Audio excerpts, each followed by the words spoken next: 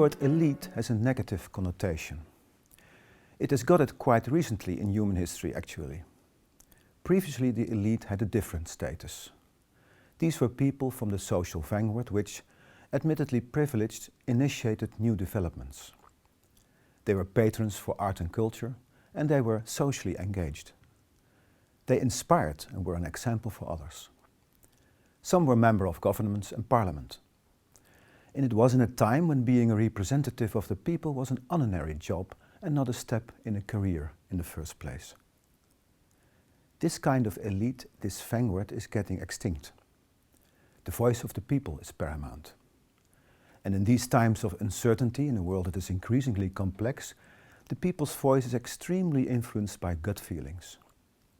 Let's be clear about this, that is a human thing. Everybody has it. But on the long term it can be dangerous when this is the leading principle in society. And in the absence of a government which is an inspiration for others and constructively deals with the feelings of anxiety and uncertainty, the society explodes. What we need is a government with people chosen every 4 years or so, who are able to interpret things in which others lost their way, and with whom one can enter into conversation. But many politicians have become followers of the gut feeling. For art and culture, this is disastrous because they can no longer lean on true leadership, which derives from social engagement, from human vision and the conviction that the world of tomorrow can be a better place for everyone. With the conviction that art and culture have an intrinsic value, a meaning, and that they make sense. Here and there you catch a glimpse of improvement.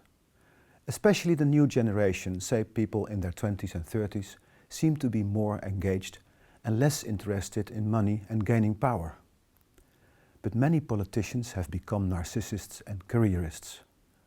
How often do we see that a political career continues in a high-paid position in the commercial world? We are at a crossroad in history, but at crossroads you can crash very easily.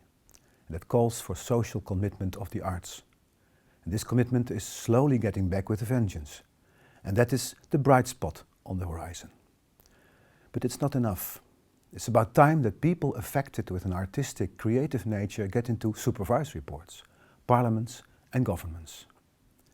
We often have romantic reflections on the power of the imagination, drinking a glass of wine or so, but with a leading place for artistic and creative people, this imagination really comes to power.